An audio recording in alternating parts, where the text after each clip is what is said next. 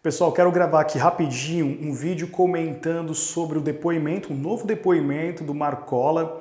Foi uma videoconferência que ele fez e eu queria fazer alguns apontamentos aqui porque é muito importante a gente sempre trazer algumas reflexões em cima de alguns temas que são polêmicos. Só o que acontece? Antes de nós passarmos aqui o vídeo do Marcola no depoimento dele, esqueça um pouco as suas paixões políticas, esqueça um pouco os crimes que ele cometeu, porque ele já está pagando pelos crimes, e vamos analisar de uma forma diferente aqui, demorou? Então essa videoconferência é dentro de um processo onde ele está sendo acusado, de ter mandado matar promotor de justiça e também um coordenador de uma penitenciária no oeste de São Paulo. Então tá rolando o processo, estão colhendo provas e ele foi acusado, e nesse depoimento dele ele faz a sua defesa. Então vamos assistir agora o depoimento do Marcola e em seguida eu faço alguns apontamentos para a gente poder finalizar o vídeo de hoje. Assista aí.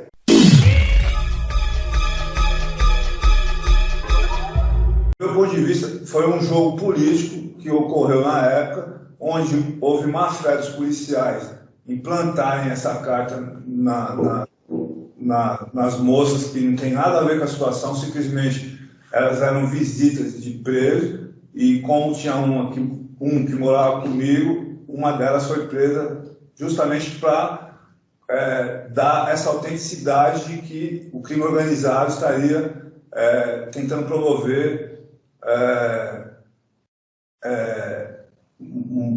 várias mortes se caso eu fosse transferido.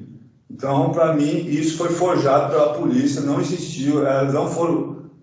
que essas cartas não saíram do presídio de forma alguma e que era simplesmente um marketing usado por alguns políticos e por alguns policiais para que realmente houvesse essa transferência, tanto é que houve mesmo, sabe?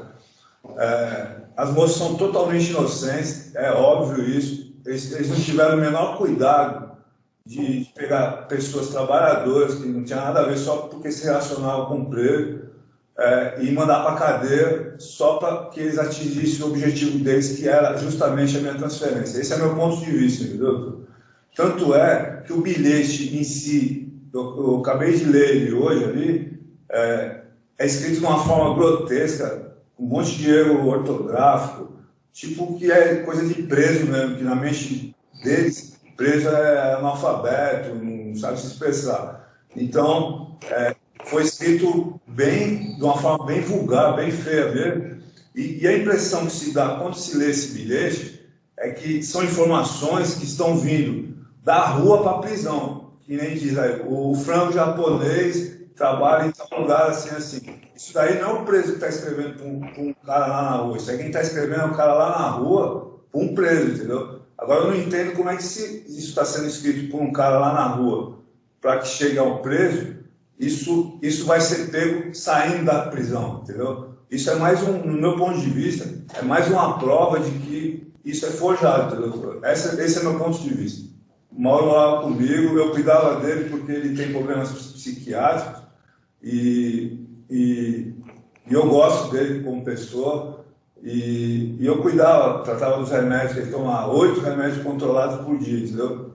E aí eu era um cara que administrava isso aí, inclusive ia no médico da unidade, falando que o remédio estava muito forte, muito fraco. Eu avaliava ele, eu cuidava dele, então jamais, eu protegia ele, na verdade. Jamais eu ia colocar uma pessoa nessas condições para ficar levando carta ou não para mim. E outra, se fosse um bilhete que eu fiz, que fosse mandado fazer por mim, jamais seria o cara que mora comigo que levaria, sendo que tem 700 presos na unidade.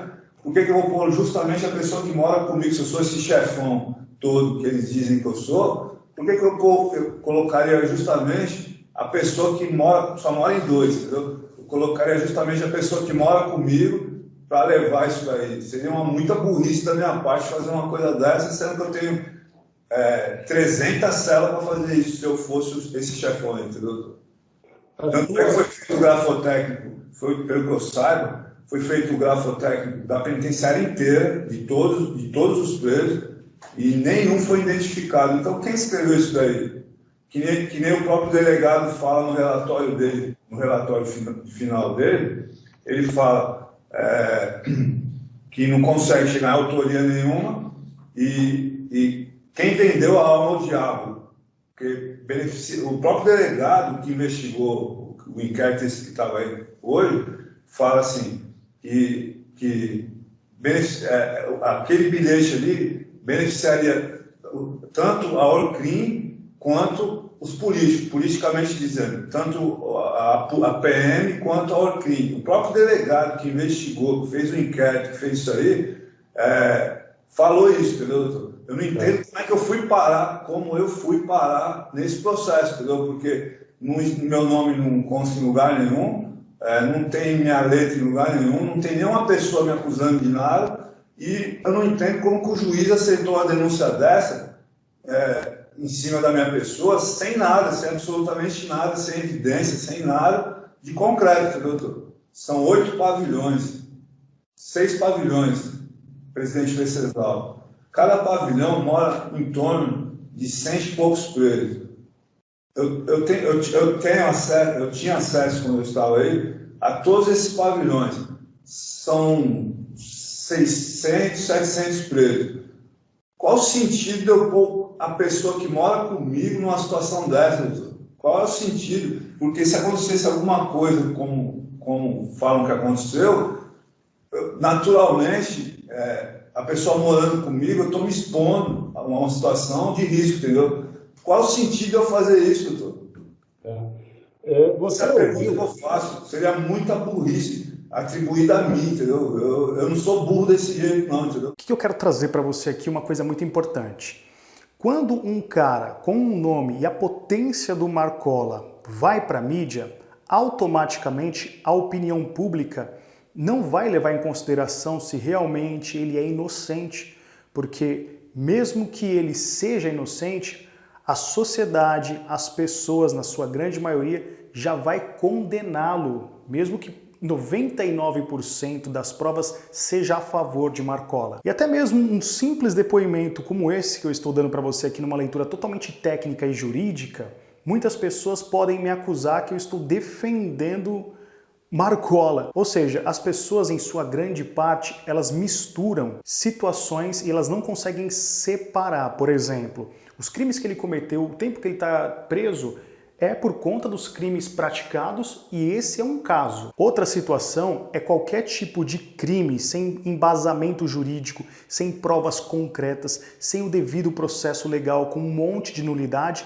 Mesmo assim, pelo nome que ele tem e pelo tudo aquilo que ele representa dentro do país, ele ser condenado e sempre ser culpado. Se nós não tivermos uma maturidade para saber separar caso por caso, a gente entra num distúrbio intelectual muito grande, porque a gente acaba não levando em consideração a lei. E quando essa lei ela não atinge você, enquanto você não é julgado por esse judiciário, tá tudo tranquilo. O difícil é você começar a nutrir um judiciário que não respeita as leis, que condena pessoas sem provas. O juiz é um escravo da lei. Né? Uma certa feita eu havia analisado uma decisão do Marco Aurélio Mello, que muitas pessoas criticaram, inclusive eu fui um dos críticos da soltura do André do Rep, mas analisando ali a fundo depois, eu fui perceber que existia ali o excesso de prazo e o Marco Aurélio agiu dentro da lei, que o Marco Aurélio é um dos poucos ali que são de fato positivistas, legalistas, que seguem a lei. Então, nós não entendemos aquelas decisões, mas quando se cumpre a lei, tudo bem. A regra vale, inclusive, para quem nós não gostamos. Isso aí tem que ser feito. Então, você apoiando esse tipo de postura do judiciário, não se esqueça que esse monstro, tem até um livro chamado Leviatã, que não fala do judiciário, mas fala de a gente, às vezes, ter um monstro que a gente acaba criando. Esse monstro, uma hora, pode te atingir. Eu observei muitos abusos, muitas irregularidades e muita injustiça dentro do sistema prisional. Muitos companheiros, às vezes, que eram levados para os castigos, que eram levados para sindicâncias de forma inocente. Simplesmente porque, às vezes, um funcionário não ia com a cara dele, ou simplesmente porque era uma dedução de uma determinada pessoa, enfim, muitas injustiças. E com isso eu quero novamente dizer que eu não estou aqui falando que o Marcola, nesse episódio, nessa situação, ele é inocente. Até porque, para eu dar uma opinião mais profunda sobre esse caso específico que ele está sendo acusado e está afirmando no seu depoimento que ele foi forjado, que existem uma grande quantidade de provas forjadas contra ele, eu teria que ler todo o processo. Então perceba que nós temos que ter muito cuidado ao dar uma opinião e ao analisar determinadas situações. Eu falo isso porque senti na pele muitas, mas muitas nulidades no meu processo.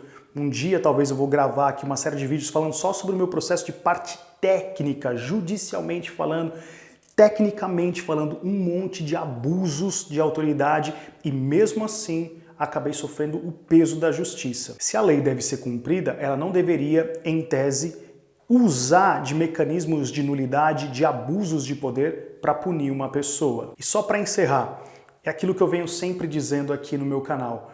Muitas pessoas pensam que o criminoso é aquele que fala gíria, um monte de coisa. Perceba no depoimento do Marcola a qualidade da oratória dele, a qualidade na construção do pensamento, a qualidade que ele tem para se defender de forma verbal. Mas eu queria ouvir a sua opinião. Você acha justo esse tipo de postura do judiciário, independentemente da prova, da qualidade da prova, mesmo assim, só porque a sociedade já conhece essa pessoa, você acha justo esse sujeito, esse personagem, entre aspas, ser sempre condenado por conta do nome dele? Escreva aqui no comentário. Eu sei que é um tema polêmico, mas vale a pena a gente estar sempre tirando algumas lições sobre tudo isso. Eu sou Arquimedes Nicastro e esse foi mais um Papo Reto. Não se esqueça de me seguir lá no meu Instagram, @ArquimedesNicastro. E se você gostou do vídeo de hoje, deixa o seu like aqui, beleza? Grande abraço a todos, até nosso próximo encontro. Valeu!